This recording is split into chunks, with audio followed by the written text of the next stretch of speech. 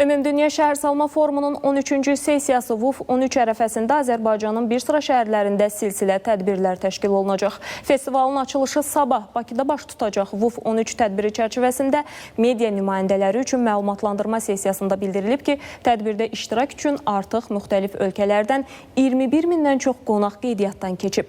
Forumun işıqlandırılması üçün isə qeydiyyatdan keçən media nümayəndələrinin sayı 800-ü ötüb. Onlardan 70%-i yerli jurnalistlərdir. Qeyd olunub ki, Ümumdünya Şəhərsalma Forumunun 13-cü sessiyasının Azərbaycanda keçirilməsinin tarixi və mənəvi əsasları var. Çünki Azərbaycan Qafqazda ilk şəhərlərin meydana gəldiyi və şəhər mədəniyyətinin formalaşdığı ilk ölkədir. Vurğulanıb ki, son illər Azərbaycanda şəhərsalma sahəsində geniş miqyaslı layihələr həyata keçirilir. Forum Azərbaycan üçün şəhərsalma sahəsindəki təcrübəsini dünya ilə bölüşməsi baxımından vacibdir.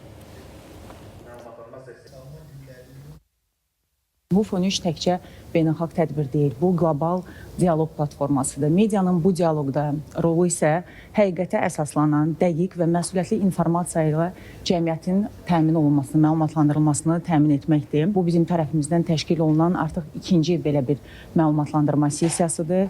Bu da WUF 13-ə hazırlığın sistemli və strateji yanaşma əsasında aparıldığını göstərir. Bugün dünyada 3 milyarddan çox insan yaşayış yerləri ilə bağlı çətinliklər yaşayır. 1 milyarddan çox insan isə gecə kondularda məskunlaşıb. 300 milyon insan isə evsizdir. Azərbaycanda keçiriləcək WUF 13 bu problemlərin həllinə kömək edə bilər. Tədbir media üçün də unikal imkanlar yaradacaq. Forum çərçivəsində sərgi də təşkil olunacaq ki, Azərbaycan burada öz ölkəsi ilə bağlı imkanları təqdim edə bilər.